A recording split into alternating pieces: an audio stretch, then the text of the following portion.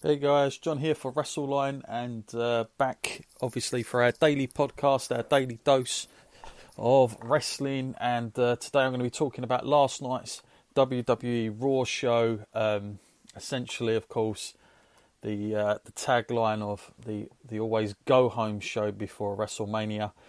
In this case, obviously, thought it was only fitting that we try and influence everybody in doing the safe thing, and I titled this one the Stay Home Show. So hope everybody is doing that currently. If you are one of the fortunate people that is not having to go into your place of work, and carers and nurses, doctors, shopkeepers, all those things, just making sure that you guys only go out when you absolutely need to, absolutely essential, and that will speed things up a hell of a lot faster, I'm sure, for everybody. Okay, let's talk WWE Raw now then, and it was had a lot of emails, quite, I would say, on the more negative side, the response for Raw last night. But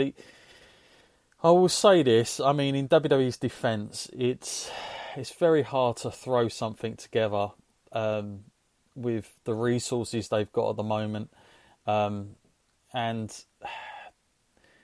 very, very hard to get you excited for WrestleMania given what's going on. But I think it's one of those cases, you're damned if you do and you're damned if you don't, because if WWE had done like everybody else has done and shut their doors and said, right, we're not doing WrestleMania, we're just going to do what the NBA are doing and everybody else, we're just going to turn off our screens, and for the next 3 months you're not going to see us. Obviously that is not Vince McMahon like at all. Vince McMahon, he believes that you always fulfill the commitments regardless. I think this guy would just do that. He's not, he's never been one to shy away. He wants, I mean, obviously in his eyes, Raw has never stopped. It's a weekly episodic record. I mean, it's surpasses The Simpsons. It's part of the fabric of American TV, quite frankly. It's been going since its incarnation in 93 or whatever it was. It hasn't stopped. It's gone week to week to week. There is no off season, and he, come hell or high water, he's doing WrestleMania, and he's putting on these shows that obviously don't have a crowd, that is trying to get us pumped up for WrestleMania, but it's very, very difficult. Overall feelings of last night's show, really, the big takeaway, I thought the best thing on it was the promo from Paul Heyman and the Brock Lesnar segment. I mean, it was very well done. I was glad that they took it somewhere else, where it was about Brock's sort of past, when he first came in, taking on The Rock, and obviously taking out Hulk Hogan. Heyman also mentioned like Brock's UFC, some of his big achievements there by beating Randy Couture and Shane Carwin, obviously John Cena. Didn't mention The Undertaker, but I suppose that's because Undertaker's involved in a very high profile match as well. But yeah, I thought that was well done. Did what they could do with it. Obviously it's been taped some time ago, but yeah, I thought that was a good takeaway. We also found out exactly some of the other stipulations to a lot of the other matches, and just reported, like, come out last night as well, is that because a lot of you guys have been asking, what is the actual schedule for the weekend, like what matches are on what night. Well, according to the latest report, it's a bit of an odd one, because it looks like they've got about 4 matches on Saturday, and then they're doing the rest, which is a hell of a lot, by the way, on the Sunday. So I don't know if that means that they're going to have the Saturday night one as some kind of crazy massive long preview show for the whole of the WrestleMania. Like, I'm wondering if that's going to be part of it, whereas normally we get like a pre-show. I'm wondering if the pre-show is actually going to be part of WrestleMania this year because of the situation they're in, because it's not an even split. So I'm guessing that could be the case. Now, I've got to say, one of the interesting things that WWE haven't done, and it does get on my nerves a little bit because, everybody knows Roman Reigns is not going to be on the card. Roman Reigns has come out on Instagram Live. Triple H has even acknowledged it. But yet on the actual Raw show, they've decided to leave it in that the Roman match is still happening with Bill Goldberg, to the point where there's adverts on TV. And I'm thinking like, okay, so what we're doing is we're saying to kids, Roman's going to be there, tune into WrestleMania, when quite frankly, we know he's not on it.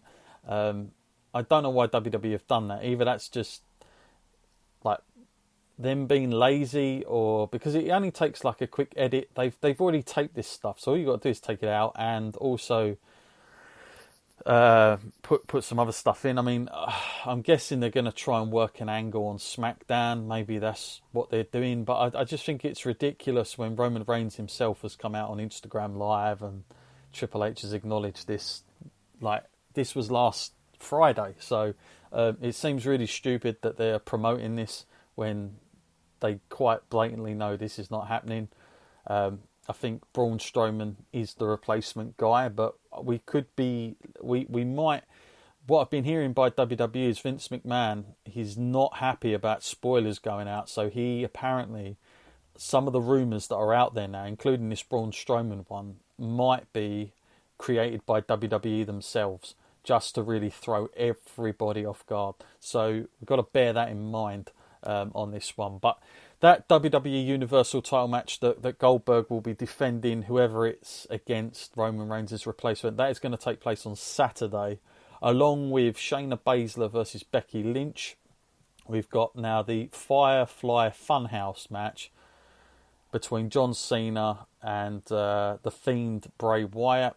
And lastly, Kevin Owens versus Seth Rollins. So those 4 matches will take place on the Saturday as it stands at the moment. There's also reports that Rob Gronkowski, who of course has signed with WWE now, he's going to be a host. I'm guessing that will probably be on the first night. I'm not too sure.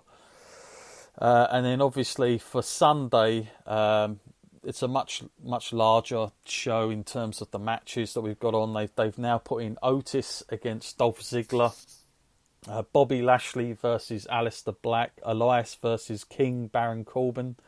Then we've got a Boneyard match that we now know that's what they're titling it. AJ Styles versus The Undertaker.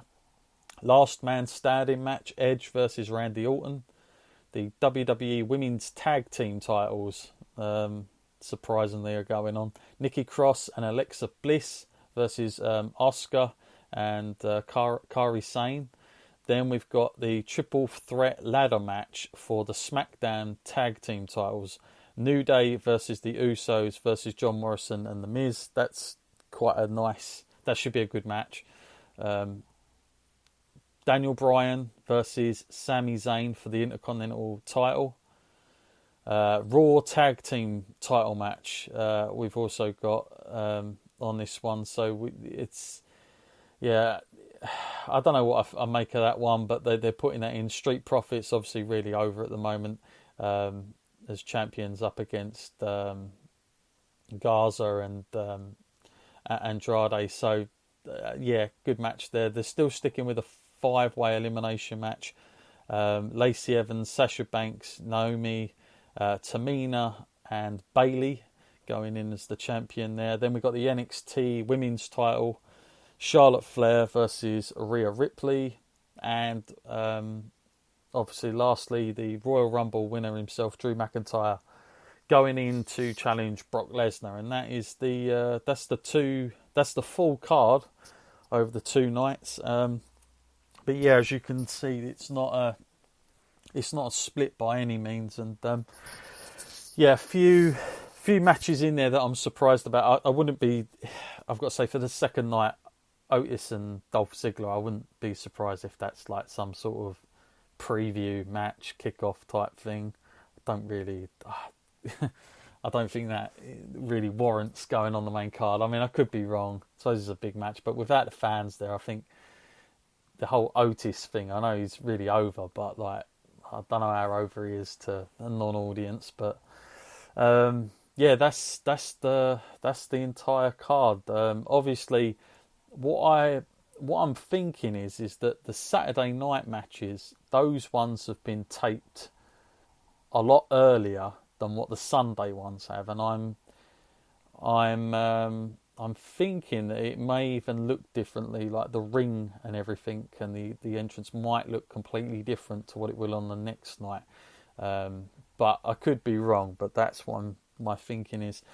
So yeah, it's a very interesting one to go into, because obviously we know this is taped. We've never had a WrestleMania that's been taped and then gone out. I mean, go back to 1985, you're not going to find one. It's always been live. So the fact that this is the first one that's taped, not only is it taped, it's in front of nobody. There's a lot of firsts here happening, and I don't know. I'm certainly, although I've been doing like previews for this WrestleMania, like in the sense that I've been doing like the watch-alongs, and yeah, I can get myself in the mood by going back on stuff, no doubt about it. But I kind of wish, in a way, WWE themselves would have taken that idea themselves and just like, I don't know, even sat a few guys down that were involved in some of the biggest matches over WrestleMania span, and just get them to just chat over the match that they're watching, and pick like a card out from all the WrestleManias combined and air that over the weekend, rather than trying to have this makeshift WrestleMania, which I commend them, and it's admirable to see that they're wanting to put this show on, and the show must go on type attitude. And it's great for us wrestling fans, because we're one of the only real bunch that have something that is still going, and you've got to commend them for that. But at the same time, I do feel like there's not having people there and having it taped does feel a little bit just not the same. It feels a bit empty in more ways than one. So we'll see how it goes with the whole feeling and mood when we get to it, because often once WrestleMania hits, like especially like Saturday morning, we'll certainly see if the social media takes over, then and WWE start trending all over the place ahead of what the hell's going on at the moment, then I think they've succeeded. I think WWE would give themselves a pat on the back, because if they can take people out of what's going on, Vince McMahon himself, he is he's not a total ruthless businessman, although he is a ruthless businessman. He does have a heart, and I think that he would look at this not only as a sort of way of just getting people distracted, but in more ways he knows that this is actually a perfect opportunity to get more eyeballs on his content. Just the fact that they are the only sports entertainment in town that has something to go ahead on the weekend. And I think that if they run the adverts and commercials carefully, especially in the US, then a lot of people that are sitting at home with kids, especially, that might not or otherwise watch the WrestleMania, may suddenly tune in just because there's nothing else going on. And by however long we've all been isolated for, that is going to become more and more appealing to those people. So I think that Vince probably feels that there's something to be gained out of something as bad as what's going on at the moment. I think he'll think that this is a good opportunity to get fresh eyeballs on the product. So it's a shame it's going to look the way it's going to look, but I can imagine that they're going to be basically showing a lot of the history of WrestleMania through this. I would definitely say that's got to happen, just so that people are aware of what WrestleMania is, where it's come from, etc. a lot of people been asking me what they doing. Like, some odd questions I get about national anthem.